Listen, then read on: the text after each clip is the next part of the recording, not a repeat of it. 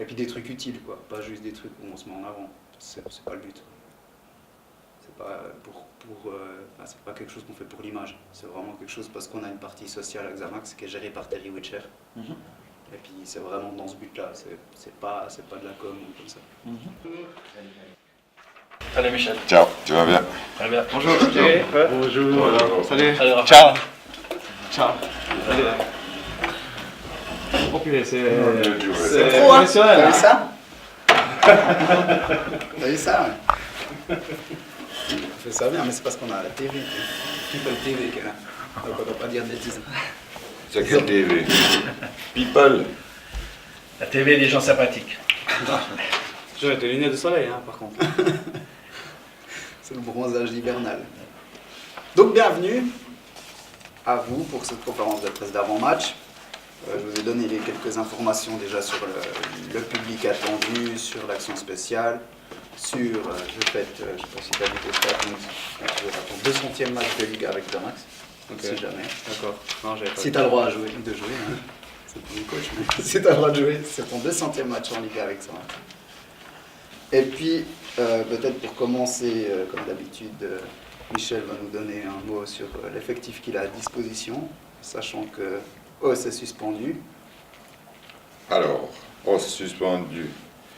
Bon, Dylan Kela et puis Fred. Dylan Kela, lui, il est allé se faire enlever ses vis, hein, puisque c'était une année aujourd'hui qu'il a été blessé, je crois. Et puis Fred, malade. Gaëtan Touni, malade. Williams, Liridan et Igor, toujours blessés. Arbenit, un nouveau blessé. Arbenit qui s'est fait une entorse hier à l'entraînement. Plus Laurent qui est malade aujourd'hui. Voilà. Donc ça fait 2, 4, 6, 8, 10. 10 absents. La semaine passée, c'était 11.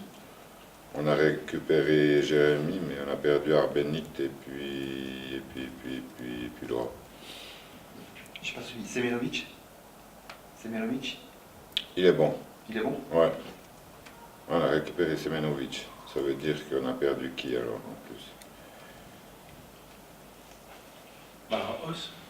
Os, voilà. Exact. Mais tu récupères Pietro, qui était suspendu la semaine Ouais. passée. Voilà. On récupère Pietro, donc la semaine passée c'était 11, cette fois c'est 10.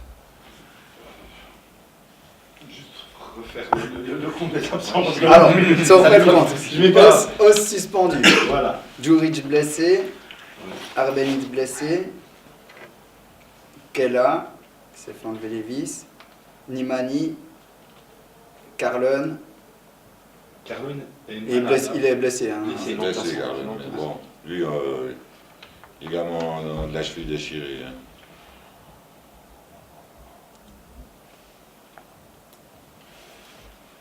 T'as dit Laurent malade? Laurent malade, mais aujourd'hui je pense que demain Ouais. il sera là. Ok. Et puis Touni, je ne sais Et pas. puis Touni, Touni, il est malade aussi. Touni, Si c'est- sec.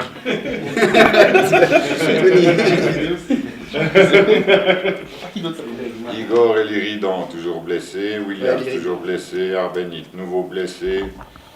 Gaëtan, blessé depuis la semaine passée. Et puis Marcis, suspendu. Voilà. T'as tout? C'est bon. C'est bon cette fois? Bon, merci, coach. Voilà pour l'effectif. Maintenant, pour le match en lui-même, tu t'attends à quoi, Michel? 4 jours après qu'il ait fait sa perf, ça veut dire qu'ils peuvent que jouer moins bien contre nous dimanche? On va essayer de faire l'exploit qu'ils ont fait contre la Juve. Nous, on va le faire contre Young Boys. Quoi. Essayez, hein, j'ai bien dit. Hein. Mais bon, c'est que ça va être un match très dur. C'est quand même une grosse équipe, hein. Ils sont puissants, Ouais, on les a visionnés encore ce matin, c'est quand même c'est nettement la meilleure équipe de Suisse. Quoi.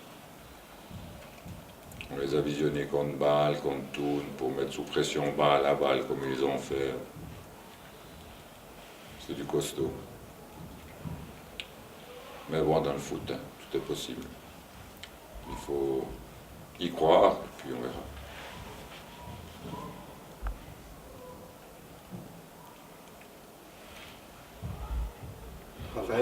motivation spéciale. Quand on joue le leader, on joue le champion en titre, on sait qu'ils ont fait une perf. Enfin, c'est le genre de match qu'on a vraiment envie de jouer, ceux-là. Ouais, non, c'est vrai. Avec Bâle à la maison, Young Boys, c'est un peu les. Même Sion, c'est un peu. Il y a plus de monde dans le stade, donc. Contre Bâle et Sion, ça nous a réussi. Donc, je dirais un peu moins contre les équipes plus abordables. Donc, je pense que pour se lâcher, quand on est forcément pas favori du tout, ça aide souvent des fois à faire des bons résultats. Donc demain c'est le dernier match d'un premier tour qui a été difficile, mais voilà, je pense qu'on a rien à perdre. On sait qu'il nous faut des points, mais contre IB, c'est vrai que personne n'attend qu'on fasse même un point. Donc j'espère qu'on jouera libéré, et puis si on a ce brin de réussite, comme l'a dit le coach, de IB contre la Juve par exemple, où on arrive à passer les 2-3 premières occasions et puis nous être efficaces devant, ça peut le faire.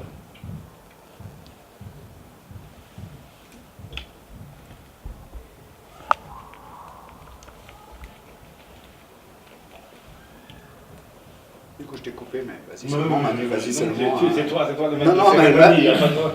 Allez-y, seulement.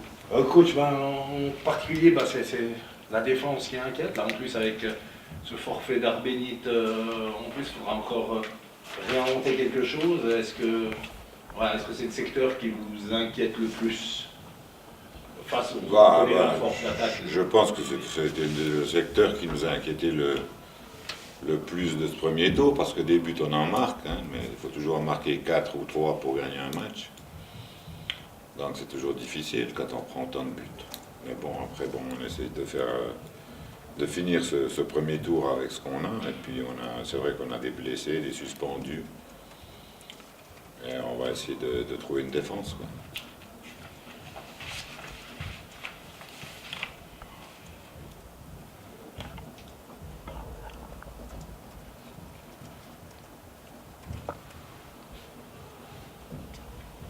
C'est particulier quand même pour toi. Maintenant, affronter ton nouveau chez toi, ton ancienne équipe.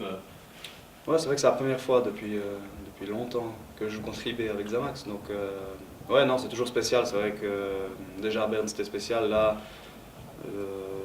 j'ai beaucoup de copains. Enfin, c'est une des équipes dans lesquelles j'ai le plus de copains. Donc, forcément, ça rajoute un petit peu de motivation aussi, parce que dans leur équipe, je pense qu'il n'y a pas beaucoup de joueurs finalement qui ont joué dans ce stade, et puis je pense qu'ils se réjouissent aussi eux de venir à Xamax. Donc j'espère juste qu'il y ait du monde, une bonne ambiance. Les Bernois souvent ils aiment bien venir à Neuchâtel, donc en tout cas dans les matchs dans mes souvenirs, ça a toujours été des très beaux matchs contre Young Boys. Donc moi en tout cas je me réjouis énormément, malgré le fait qu'on est dans une situation où on ne peut pas prendre ce match que pour le plaisir. Je me réjouis énormément de les affronter. Toi qui as joué longtemps à Berne, tu as vraiment aussi l'impression que là, Young Boys a franchi un nouveau palier et que vraiment maintenant c'est la... Ouais, je pense que sur la première saison, ils ont réussi à inverser la tendance. La deuxième, cette année, c'était peut-être la saison de la confirmation vraiment qu'il y a quelque chose qui a changé dans le football suisse. Donc je pense que c'est ce qu'ils sont en train de faire, clairement.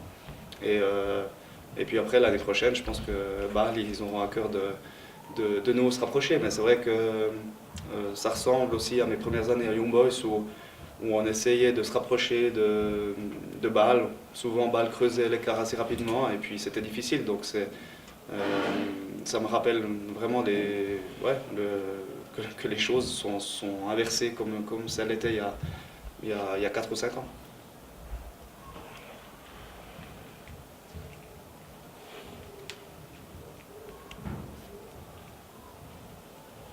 Est-ce que personnellement, il y a aussi ce plaisir de montrer qu'on est toujours un joueur au top, comme le prouvent tes statistiques, hein, deuxième meilleur buteur de Super League, 10 buts, 9 assists, le temps n'a pas prise sur Raphaël Muzzolo. Non, c'est vrai qu'avec l'âge, c'est souvent les phrases, l'âge il ressort souvent, donc moi j'ai toujours essayé en tout cas de combattre ça, et puis aussi j'ai toujours eu l'envie de continuer à être performant, Et puis d'avoir envie de jouer après 32 ou 33 ans, l'âge un petit peu où les joueurs arrêtent. Donc je pense qu'il faut avoir envie surtout de vouloir continuer. Et puis après, c'est clair que chaque fois que tu es sur le terrain, tu dois prouver que tu as encore les capacités à faire des différences malgré ton âge, même si je pense qu'on est resté un petit peu fixé sur les 10 ou 15 ou 20 ans d'avant, où je pense que c'était difficile de durer, mais maintenant je pense qu'avec toutes les, que ce soit en dehors du terrain, la diététique, etc., je pense que les joueurs peuvent facilement, si tu as un petit peu de chance avec les blessures aussi, dépasser les 32 ou 33 ans. Donc je pense qu'avec Guillaume Waro aussi, je l'ai encore dit hier, je lui ai encore envoyé un petit message.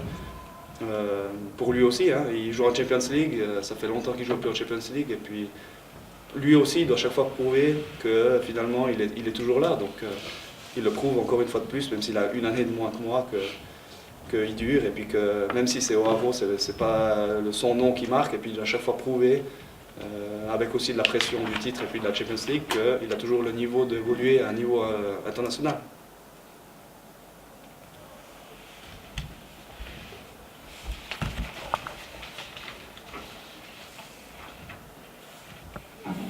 Coach, quelles seront à votre avis les clés du match? Que doit faire Xamax pour réussir l'exploit de ne pas perdre? Bon, déjà, pour ne pas perdre, il ne faut pas prendre de buts. Première chose. Et on sait que IB, tous les matchs, il marque des buts. Il faut qu'on soit imperméable derrière. Et puis, il faut qu'on... Sur les occasions qu'on aura, c'était les mettre au fond, parce que je ne pense pas qu'en IB, on va s'en créer une dizaine. Hein. Si on s'en crée une ou deux par mi-temps, il faudra les saisir au bon moment. Puis après, être solide derrière, être présent défensivement. Parce qu'on sait que c'est une équipe qui met beaucoup de pression, qui va presser haut, qui cherche l'adversaire pour tout de suite contre-attaquer. Donc il faudra être vigilant et puis surtout pas perdre des ballons bêtement. Si on arrive à faire ça, je pense qu'on peut faire un résultat positif, enfin dimanche.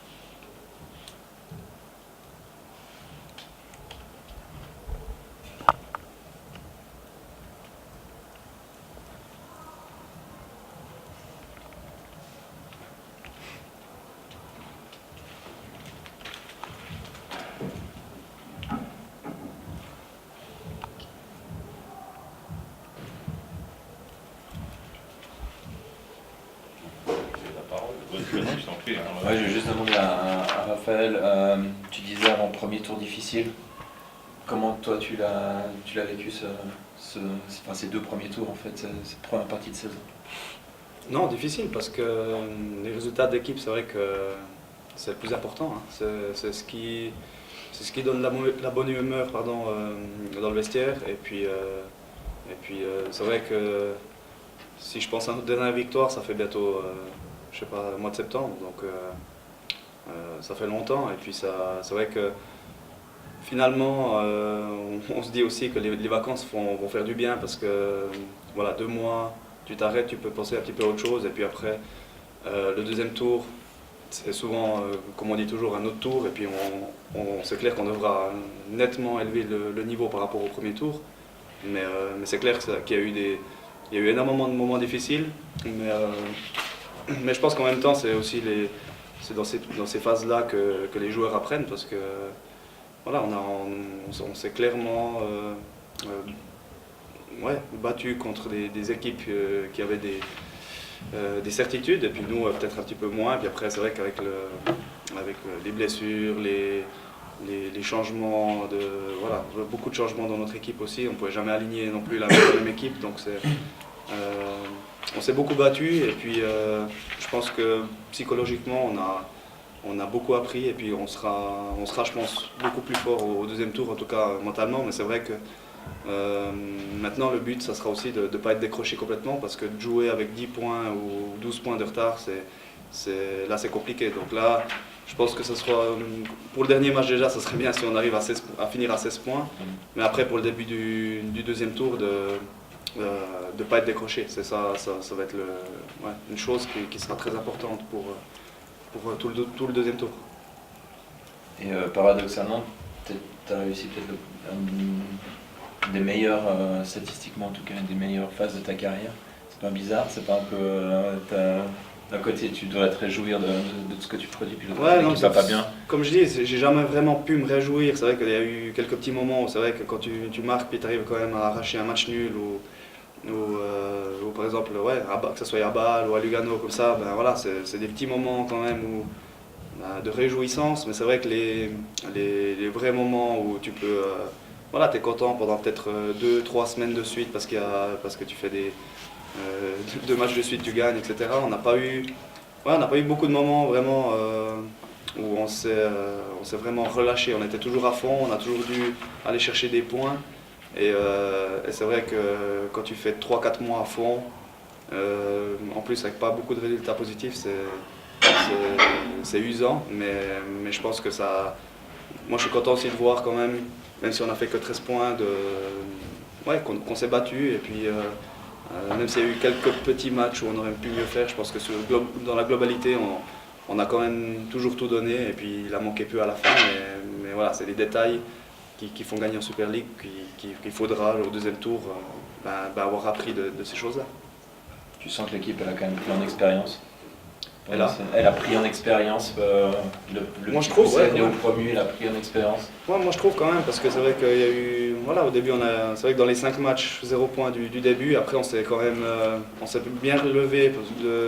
Je pense qu'on a fait, je me rappelle plus bien, mais 4 ou 5 matchs de suite sans défaite. Donc ça prouve qu'à chaque fois, on a quand même...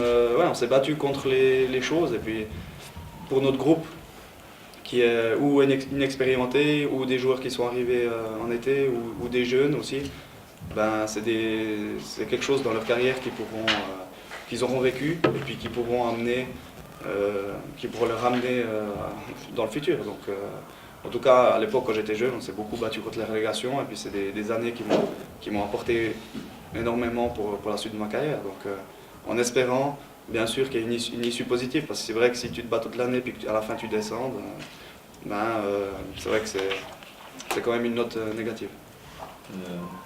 Tu as peur de la relégation?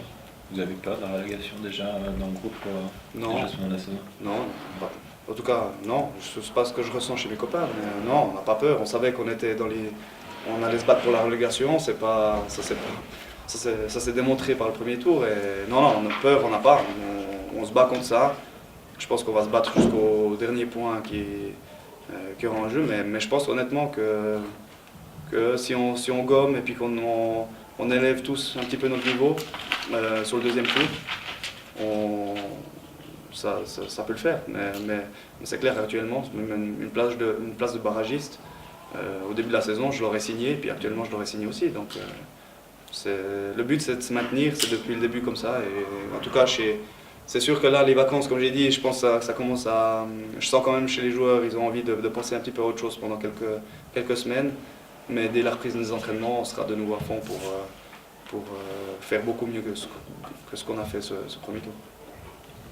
Vous avez une question à poser aux deux intervenants. Vous avez maintenant joué contre tout le monde 2 fois à Paris B, qui ne semble clairement pas dans la lutte contre la relégation. Est-ce que vous vous êtes fait une idée sur là où les 2 équipes sur lesquelles il faudra peut-être plus faire la course pour éviter en tout cas cette dernière place? C'est difficile de dire, hein. Les 2 équipes qui sont devant nous, elles ont 17 points. Soit Saint-Gall, Lugano, 18. Ils ne sont pas très loin non plus, hein. Après, c'est bien clair que 5 points, 4 points, il faut aller les chercher, mais en gagnant 2 matchs d'affilée, il faudrait qu'on gagne une fois 2 matchs d'affilée, quoi. Voilà, c'est ça qui nous donnerait surtout de la confiance. Et puis, parce que quand on regarde les matchs à l'extérieur, on n'a pas fait des mauvais résultats. C'est à la maison qu'on a fait des mauvais résultats. Mais à l'extérieur, match nul à Bâle, match nul à Zurich, match nul à Lugano, gagné à Lucerne, c'est quand même... Et puis match nul à Thun, 7 points, j'entends. C'est pas mal. Mais après, c'est à la maison qu'on a tout perdu, quoi. Parce que contre ces équipes-là, on a perdu à la maison contre Saint-Gall, on a perdu contre Lucerne, on a perdu contre Getse, on a perdu contre Thun. Et vous mettez 6 points de plus, ben vous êtes à 19 points, vous êtes bien classé, quoi. Vous êtes dans le barème qu'il faut avoir, quoi. C'est minimum 1 point par match. Et puis là, on ne l'a pas pour l'instant. Pour se maintenir, au début de saison, je me souviens, on avait vu à Lucerne, l'objectif c'était 40 points. Là, vous pensez qu'à 34, on peut y arriver? Ça dépend ce que va faire Getse et puis Lugano, quoi. C'est ça surtout. Pour l'instant, c'est les plus mal classés. Après, nous, on sait que ça va être difficile aussi parce que maintenant, il y a IB qui est le dernier match de championnat, mais le premier match est à IB aussi. Ouais. Donc là, il faut essayer de retirer quelque chose parce que sinon, si on se fait décrocher après moralement, ça va être difficile. Mais moi, je pense qu'on a les capacités pour faire une vingtaine de points, en tout cas au deuxième tour. Donc il faudrait essayer de finir correctement dimanche, quoi. Et surtout, je dis toujours, quand on finit bien, on commence bien un championnat aussi. Raphaël? Oui. Tu disais avant à mon collègue qu'il faudrait pour le deuxième tour que tous les joueurs élèvent leur niveau de jeu. Est-ce que pour toi c'est ça le meilleur des renforts, que chaque joueur donne 10% de plus et ça donne finalement des renforts, ou toi et les joueurs vous espérez des vrais renforts Non, pour le deuxième tour? Moi je pense que c'est la première solution parce que on peut aller chercher à la fin, voilà, il y a un marché entre à Noël et Nouvel An de transfert, c'est jamais simple. Et si je regarde le premier tour, je pense qu'on a tous une marge de progression. Donc on n'est pas loin des équipes, donc je pense que, ouais, comme j'ai dit, il n'y a personne qui peut vraiment être content déjà individuellement. Chacun un peu voir faire le bilan de ce qu'il a fait de bien, ce qu'il a fait de moins bien. Et puis je pense que si chacun vraiment améliore 5 à 10%, ça peut le faire parce qu'on n'a pas été, je trouve, souvent à nos limites supérieures. Donc quand on l'a fait, on a fait des bons résultats à l'extérieur, comme l'a dit le coach. Mais à la maison, quand tu dois un petit peu prendre de pression sur toi et puis de jouer pour la gagne contre des équipes où tu dois faire des points, on a moins su le faire. Donc ouais, clairement, on a une marge de progression tous individuellement qui vont rejaillir sur le collectif. Michel, tu décryptes le message? Moi, je dirais que non, qu'il faut nous renforcer. Je dis, il ne faut pas nous renforcer beaucoup, mais il nous faut nous renforcer. On va essayer déjà de diminuer le contingent, parce que ce contingent, je pense qu'il est un peu élevé actuellement. Mais bon, dû aussi aux blessures qu'il y a eu au début de saison. Djuric est blessé, on a pris un défenseur central pour le remplacer. Ben, automatiquement, un deuxième défenseur central s'est blessé. Et après, l'arrière gauche qu'on avait pris, le programme, pour le citer, j'entends blessé toute la saison. On a dû aller chercher un latéral gauche. Ensuite, il y a eu beaucoup de circonstances qui nous ont fait qu'on a dû aller chercher des joueurs pour rien, quoi. Donc il faut qu'on diminue un petit peu ce contingent et puis qu'on aille chercher, dégraisser et puis aller chercher un ou deux joueurs qui nous renforcent, quoi. Mais il n'y a pas besoin de 50 joueurs, hein, mais je pense que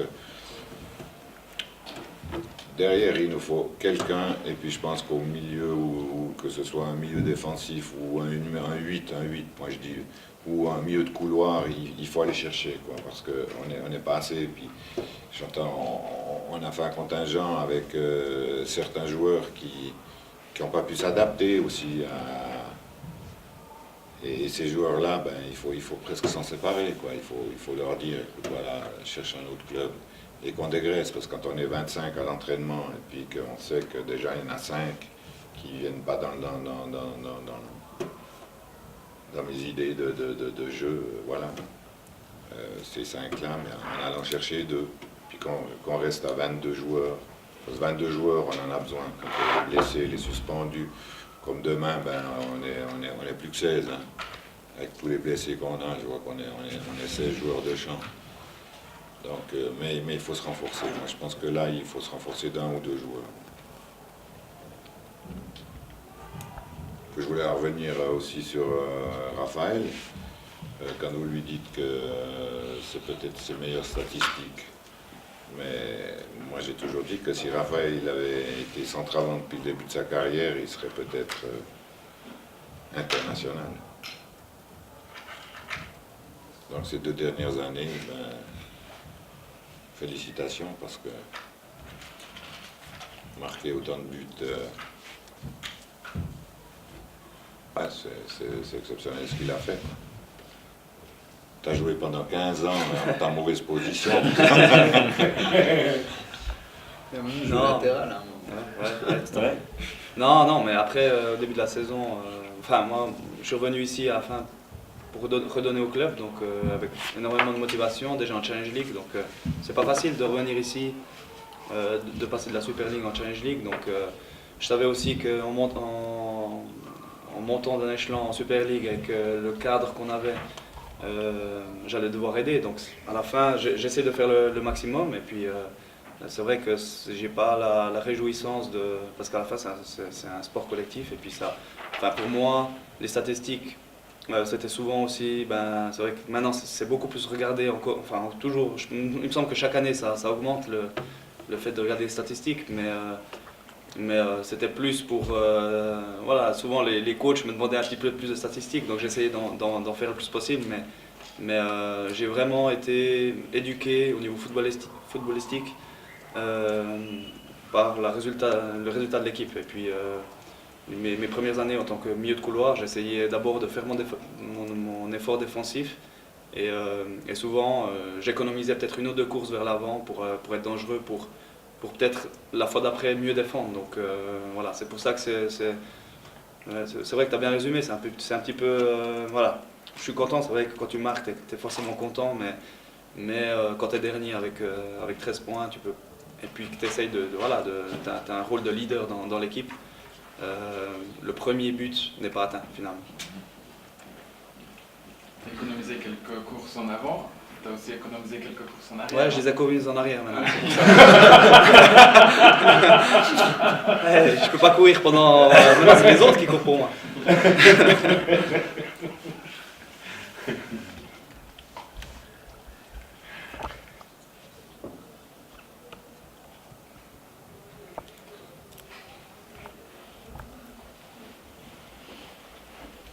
Est-ce qu'il y a d'autres questions comme ça? Sinon on peut passer aux parties des interviews. Comme ça on laisse aussi Michel et nous aller manger après. Juste un doute par rapport à la liste au début, là, on a parlé de Le Pogan. Il est blessé. Il est blessé, Et Santana aussi. Hein. Santana, non, Santana il est plus blessé, mais... Santana n'est plus blessé. Oh là là. Pour les fêtes de Noël, il arrive. Il arrive à les fêtes de Noël, il est plus blessé. Vous avez nous mettre sur la feuille de match. Donc. Pas Je du sais tout, pas. parce que vous voulez le couper à Noël et puis ça libère une place. De toute Pour pas le manière, dire. je pense pas que je vais le garder. D'accord. Mais il n'est pas blessé. Mais il n'est pas blessé. D'accord. Juste avoir une question, Michel.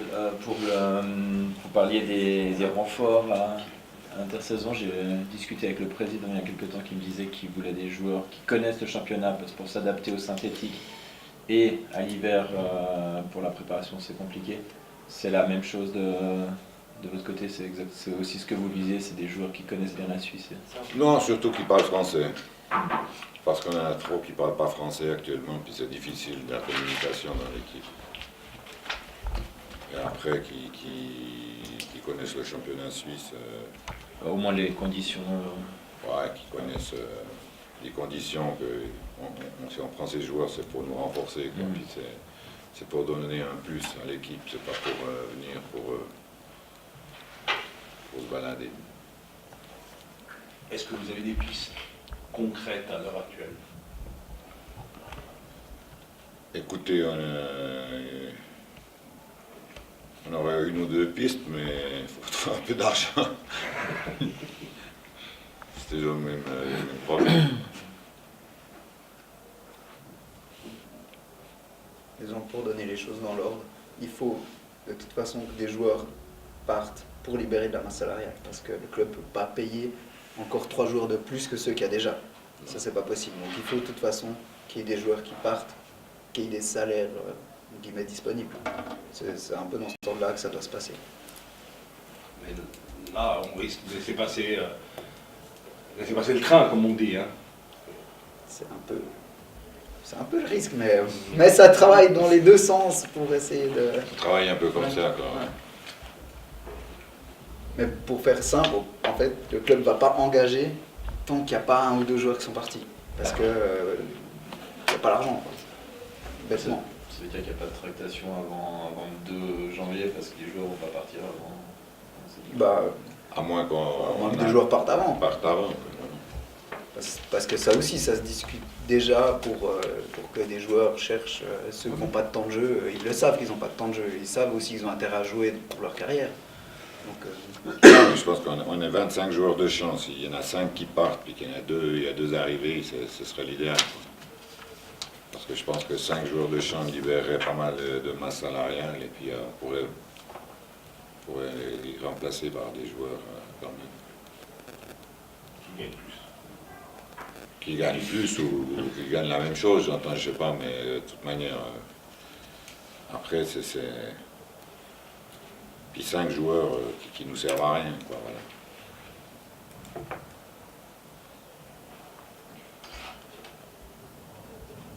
Faut t'offrir de ta poche. Je t'ai jamais dit, Moi. je pourrais. Ouais. C'est mon petit cadeau. J'arrive pas à voir ces renforts. Allez, je mets.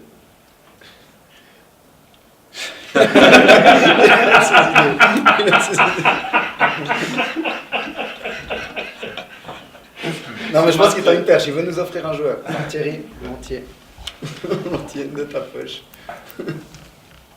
Qui? Ouais, c'est Thierry qui met de sa poche.